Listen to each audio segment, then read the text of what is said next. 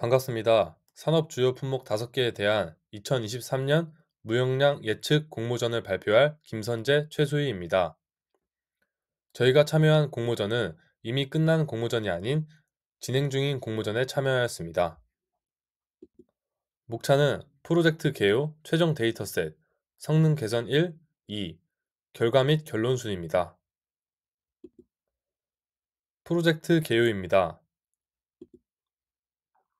프로젝트 과정은 도메인 분석과 데이터 수집, 베이스라인 모델과 추가 데이터 수집, 성능 향상, 정체된 성능 향상을 위한 돌파구 분석 순으로 진행했습니다.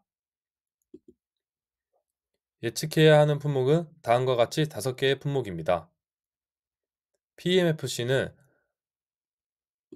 티타늄 타겟, 석유 코크스, 유연탄, 안티모니 화합물로 전부 화학물질이며 해당하는 품목의 산업에 대한 도메인을 조사, 공부하는 데 노력했으며 이를 토대로 추가 외부 데이터 수집에 활용하였습니다. 예를 들어 티타늄 타겟은 반도체 스퍼터링 공정에서 웨이퍼 표면의 막을 형성하는 데 사용되는 핵심 소재입니다. 이를 통해 저희는 반도체 수출량 데이터를 활용하여 티타늄 타겟의 수익 금액을 예측하는 데 활용해 보았습니다. EDA입니다. 공모전에서 주어진 데이터는 웨이트, 퀀티티, 밸류로 한정적이었으며 외부 데이터를 적극 권장하는 공모전이었습니다. 또한 공모전에서 주어진 데이터의 퀀티티 값이 P001만 있고 나머지 품목은 0인 것을 확인할 수 있습니다. 추가로 도메인 조사 결과 품목별로 영향을 미치는 것들이 다르기 때문에 품목별로 따로 데이터를 수집하고 따로 모델에 학습하여 예측하기로 결정하였습니다. 최종 데이터셋입니다. P001의 최종 데이터셋이며 5품목이 공통으로 같은 컬럼과 P001만 같는 컬럼입니다. 5품목이 공통으로 갖는 피처 중 코로나 데이터는 처음에는 코로나가 없던 시기를 0, 코로나 이후 시기를 1로 설정하였지만 좀 더 정확한 데이터가 필요하다고 생각이 들어 코로나의 확진자 수 데이터를 활용하였습니다. P001은 PMFC입니다. 이 PMFC의 주요 촉매로 백금이 사용되기 때문에 백금의 가격 변동이 제조 비용에 직접적인 영향을 미치므로 무역량 예측에 중요한 변수로 작용할 수 있다고 판단해 백금 가격 데이터를 추가하였습니다. 또한 이 PMFC는 연료로 수소를 사용하는데 소소 생산의 주요 원료가 천연가스이기 때문에 가스 가격 변동이 무역량에 영향을 미칠 가능성이 있기 때문에 데이터를 추가하였습니다. 또한 국내 주식시장의 변동은 경제 전반의 흐름과 투자 환경을 나타내므로 PMFC 관련 기업의 성과와 무역량의 상관관계를 가질 수 있어 데이터로 추가하여 사용해 보았습니다. P002는 티타늄 타겟으로 반도체 스퍼터링 공정에서 사용되기 때문에 반도체의 수출량이 늘어나면 티타늄 타겟의 사용량도 늘어나기 때문에 반도체의 수출량 데이터를 활용해 보았습니다. P003은 석유 코크스로 원유 정제 공정에서 사용되는 물질입니다.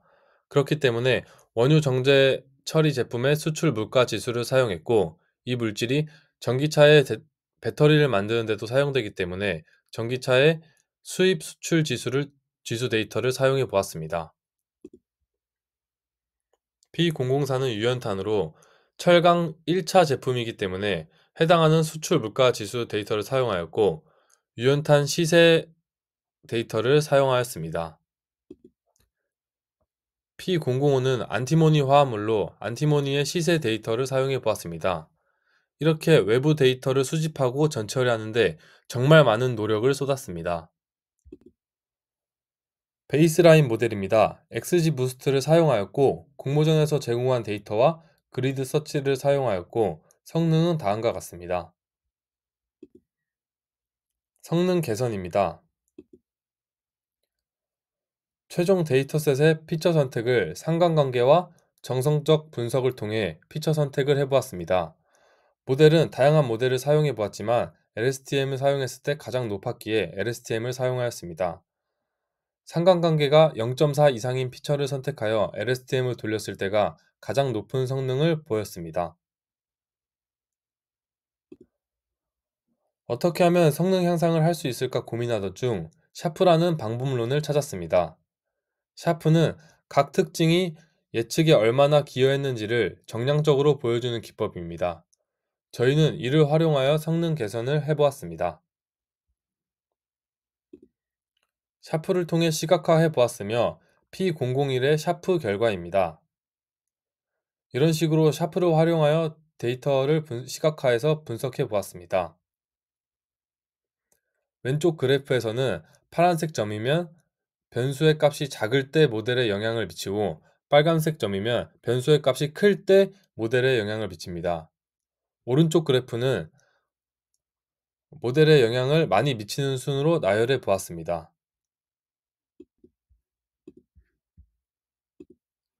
랜덤 포레스트 기반 샤프 값이 0.01 이상인 피처를 선택하여 LSTM 트랜스포머 모델을 활용하여 학습시켰습니다.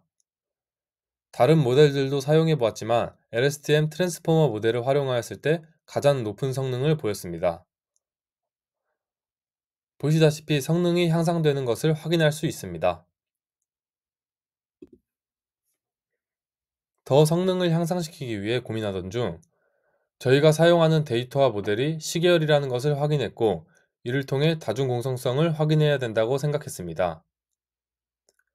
다중공성성은 독립변수 간의 높은 상관관계가 존재하는 상황을 말합니다.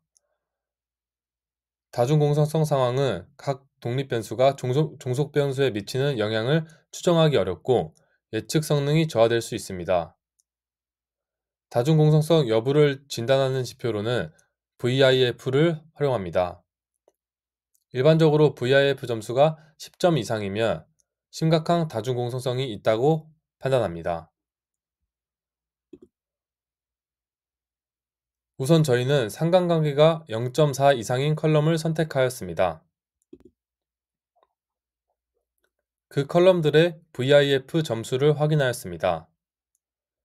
VIF가 10이 넘는 항목이 많은 것을 확인할 수 있습니다. 다중공성성을 해결하기 위해 VIF가 10이 넘는 컬럼을 삭제 혹은 병합해야 했습니다.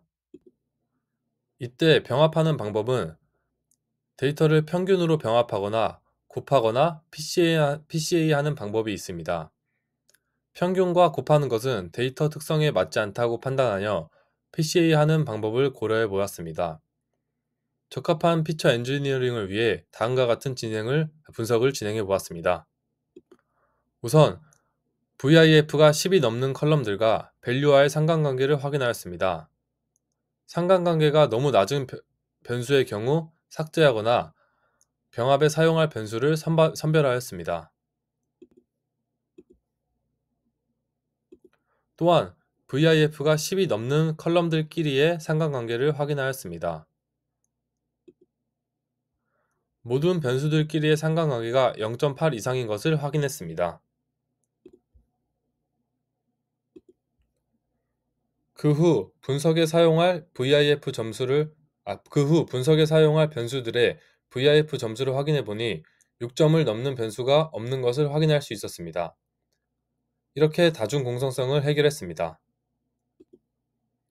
이 변수들을 다양한 모델을 통해 학습하였고 LSTM으로 학습하였을 때 가장 높은 성능을 보였으며 성능이 향상된 것을 확인할 수 있습니다. 결과 및 결론입니다. 다중공성성을 해결 후 LSTM 결과 성능 향상을 한 것을 확인할 수 있습니다. 결론입니다. 다음과 같은 순서로 계속해서 성능 향상을 이루어낼 수 있었습니다. 베이스라인 모델로 XGBoost를 사용하였고 상관관계와 정성적 분석을 통해 피처를 선택하여 LSTM을 사용했었고 랜덤 포레스트 기반으로 샤프를 사용하여 LSTM 트랜스포머 모델을 사용하였고 다중공성성을 해결 후 LSTM 모델을 사용한 순으로 성능이 향상시켰습니다. 공모전의 최종 결과로는 86번의 서브미션 파일을 제출했으며 최종적으로 19등을 했습니다. 짧은 기간의 공모전이었지만 해당하는 도메인에 대한 공부부터 딥러닝과 시계열 데이터에 대한 이해, 성능 향상을 위한 분석을 열심히 했습니다. 이를 통해 공모전의 특징에 대해 다시 한번 이해할 수 있었습니다. 샤프와 다중 공성성에 대해 공부할 수 있었고, 모델의 성능을 높이기 위해 모델의 하이퍼 파라미터를 조정하는 등 많은 시도와 노력을 해보았습니다.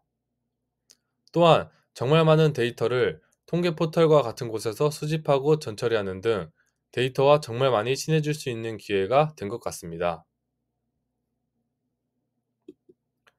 발표를 들어주셔서 감사합니다.